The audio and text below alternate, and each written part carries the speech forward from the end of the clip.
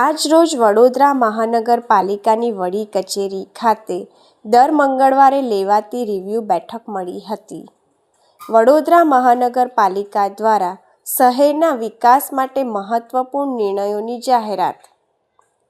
વડોદરા મહાનગરપાલિકા દ્વારા શહેરના સૌંદર્યીકરણ, ટ્રાફિક વ્યવસ્થા, જાહેર સક્ષમતા અને નાગરિક સુવિધાઓમાં સુધારો લાવવા માટે શ્રેણીબદ્ધ મહત્વના નિર્ણયો અને પ્રોજેક્ટ્સની જાહેરાત કરવામાં આવી છે. 1. હેરિટેજ અને પ્રવાસન પ્રોજેક્ટ્સ. Souvenir shop. શહેરની વિરાસત હેરિટેજને પ્રોત્સાહન આપવા માટે અગાઉ ચાલતી સોવેનિયર શોપ ફરીથી શરૂ કરવાનો નિર્ણય લેવામાં આવ્યો છે. હેરિટેજ સાઇટ્સ લાલકોટ અને માંડવી ગેટના નવીનીકરણ અને વિકાસ અંગેની કામગીરી પ્રગતિ હેઠળ છે. અધર પ્રોજેક્ટ્સ. અકોટા આજવા ખાતે under UC aquarium projects, Sevasi ખાતે લિનિયર પાર્ક અને કમાટીબાગ ખાતે મગર નિહાળવા માટે ક્રોકોડાઇલ વ્યુઇંગ પાર્કના આયોજન પર કામ ચાલી રહ્યું છે. 2. ટ્રાફિક અને પાર્કિંગ વ્યવસ્થા. પાર્કિંગ ઝોન્સ અને ચાર્જિસ. શહેરની ટ્રાફિક પોલીસ અને પોલીસ કમિશનર સાથે બેઠક યોજીને નવા પાર્કિંગ ઝોન્સ અને પાર્કિંગ ચાર્જિસ નક્કી કરવામાં આવશે. બ્રિજ નીચે પાર્કિંગ.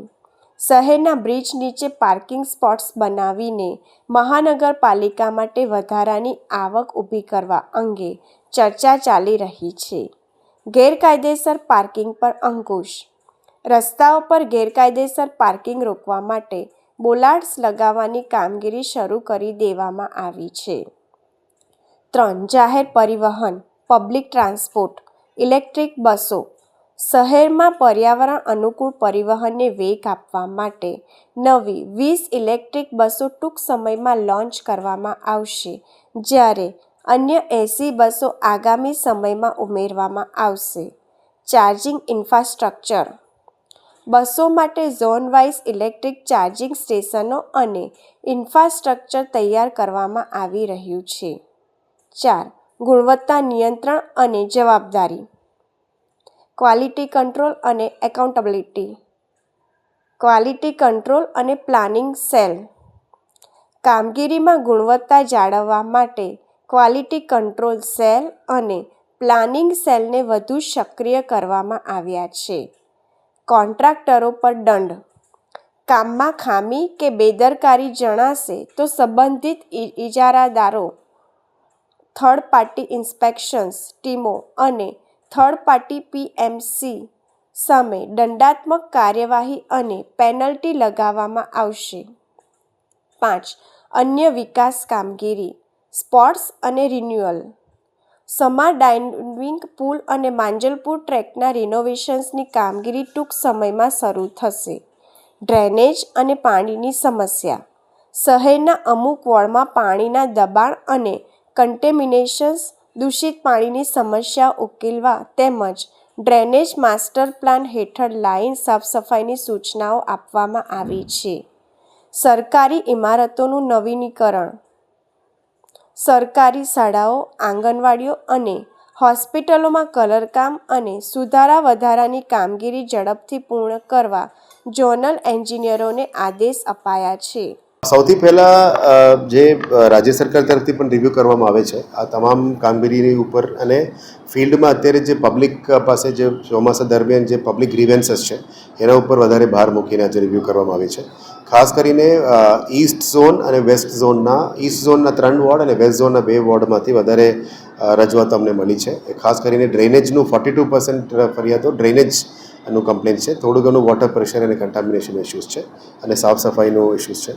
એટલે અમે આજે deputy commissioner wise, ward wise, area wise પણ આજે રિવ્યૂ કર્યું છે કે ક્યાંથી મેક્સિમમ ફરિયાદો આવે છે, આ ફરિયાદોને કેવી રીતે નિકાલ કરવો જોઈએ સમયસર, ફરિયાદો નિકાલ થાય તો પબ્લિકનું સેટિસ્ફેક્શન લેવલ શું છે, આ સેટિસ્ફેક્શન લેવલને પણ રિવ્યૂ કરવા માટે આઈટી ડિપાર્ટમેન્ટના કોલ સેન્ટરથી ફરી ફોન કરવાનું કીધું છે. આ રાજ્ય સરકાર તરફથી પણ અને અર્બન ડેવલપમેન્ટ ડિપાર્ટમેન્ટ તરફથી પણ રિવ્યૂ કરવામાં આવે છે. એટલે પબ્લિક ગ્રીવિયન્સ અને પબ્લિક સેટિસ્ફેક્શનમાં કામગીરી કરવા માટે તમામ એન્જિનિયર્સને અને ડિપાર્ટમેન્ટના અધિકારીઓને આજે સૂચના આપી છે. પછી પીજી પોર્ટલ અને સીએમ સ્વાગતમાં જે આવતા પ્રશ્નો, એના ઉપર પણ વધારે ભાર મૂકવાનું કીધું છે, જેથી કરીને પબ્લિકની ફરિયાદને તાત્કાલિક ધોરણે સમય મર્યાદામાં નિકાલ કરવા માટે જે પગલાઓ લેવું જોઈએ એ તમામ ડિપાર્ટમેન્ટ વાઇઝ પણ રિવ્યૂ કર્યા છે અને એમને તાત્કાલિક ધોરણે સૂચના પણ આપી છે. એ ખાસ કરીને એના ઉપર ભાર મૂકવાનો. ત્રીજું છે, અત્યારે ક્લીન ડ્રિંકિંગ વોટર, પીવાનું પાણી, શુદ્ધ પાણી આપવામાં આપણે ફરજ છે. એમાં કોઈ પણ જગ્યામાં કન્ટામિનેશન થતું હોય, અદરવાઇઝ પ્રેશરની ઇસ્યુઝ હોય, એના ઉપર પણ વોર્ડ વાઇઝ, એરિયા વાઇઝ અમે ડિટેલ્સ કાઢ્યા છે. એના ઉપર પણ વધારે ભાર મૂકવાનું કીધું છે. ચોમાસા દરમિયાન અને હવામાન ની પ્રેઝન્સમાં અત્યારે આપ જોઈ શકો છો કે ઘણી બધી જગ્યામાં ઝાડ પણ નાની નાની પડતા હોય છે, એટલે ટ્રીમિંગ એક્ટિવિટીઝ પણ વધારે અમે ભાર મૂક્યા છે. સાથે સાથે આપ જોઈ શકો છો કે અત્યારે નમો સ્વચ્છતા અભિયાન પણ ચાલી રહ્યા છે. તમામ હોસ્પિટલ્સમાં, આંગણવાડીઝમાં, સ્કૂલ્સમાં, ઓફિસ પ્રેમાઇસીસમાં બધામાં ચાલી રહ્યા છે. મહાનગરપાલિકાના તમામ ઓફિસીસમાં પણ સ્વચ્છતા અભિયાનને વધારે વેગ આપવા માટે આજે સવારે સેનિટરી ઇન્સ્પેક્ટર્સ અને એની ટીમ સાથે પણ અમે ચર્ચા કરી છે. એન્ક્રોચમેન્ટ ઉપર પણ અમે મુદ્દા ચર્ચા કરવામાં આવી છે કે અત્યારે એન્ક્રોચમેન્ટ્સ પણ જે વધી રહ્યા છે એને પણ તાત્કાલિક ધોરણે વોર્ડ લેવલના ટીમ સૂચન એને આપી છે કે એનો નિકાલ પણ ફટાફટ થઈ જવું જોઈએ. જે તમામ સરકારી ઓફિસીસમાં આ બધામાં સ્વચ્છતા અભિયાન કરવાનું છે એના ઉપર 100% ભાર મૂકીશું અને વોર્ડ લેવલ, ઝોન લેવલમાં પણ સ્વચ્છતા અભિયાન છે એના ઉપર પણ વધારે ભાર મૂકવાના છે. સાથે સાથે જે રાતમાં સ્ટ્રીટ લાઇટ, અત્યારે રાતના દરમિયાન સ્ટ્રીટ લાઇટ્સની લક્સ અને લુમન ઇન્ટેન્સિટી વધારવા માટે પણ કીધું છે.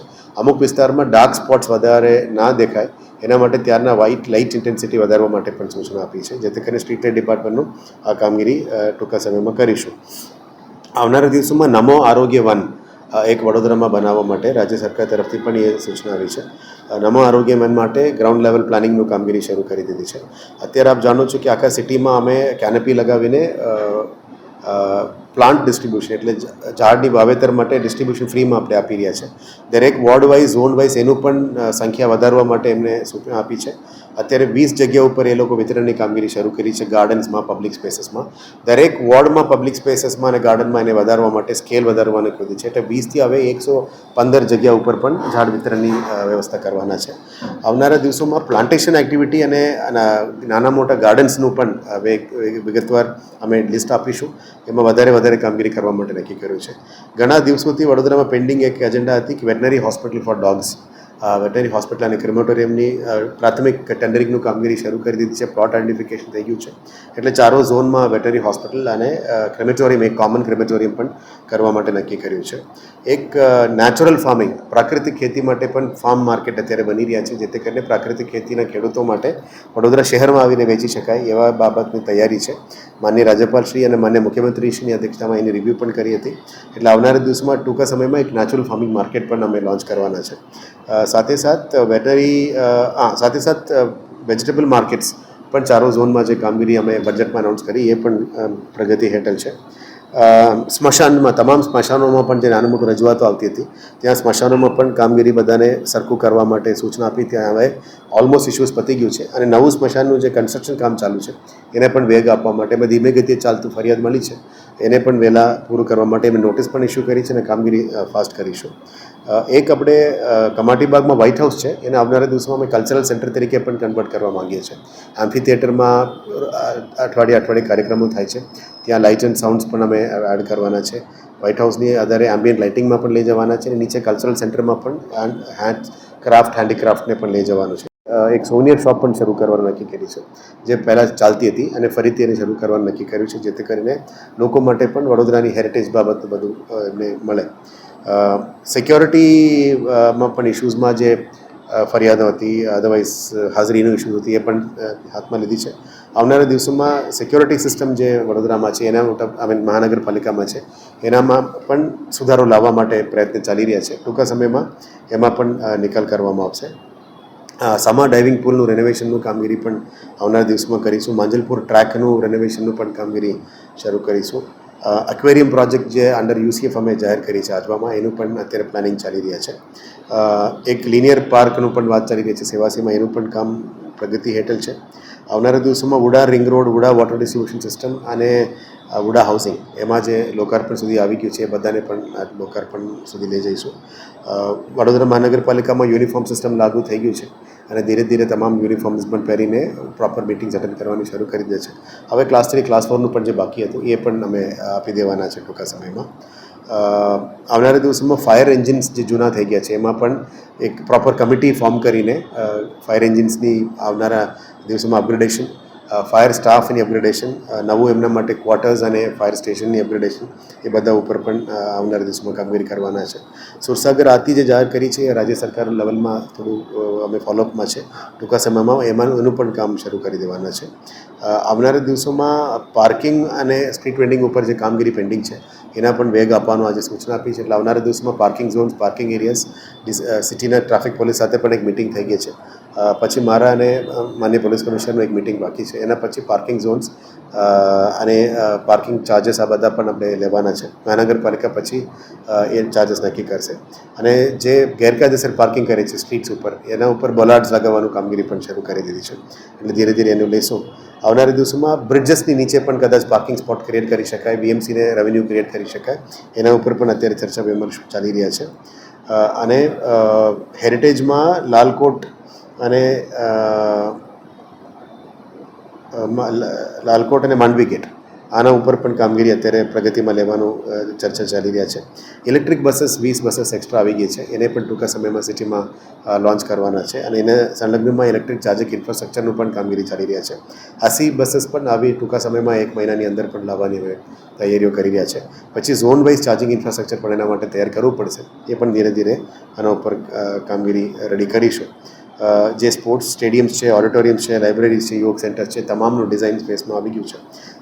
નેક્સ્ટ આચારસંહિતા થયા પછી તમામ સ્ટેન્ડિંગમાં અમે દરખાસ્તો કરીને આ કામો બધાને વેગ આપવાનું નક્કી કર્યું છે.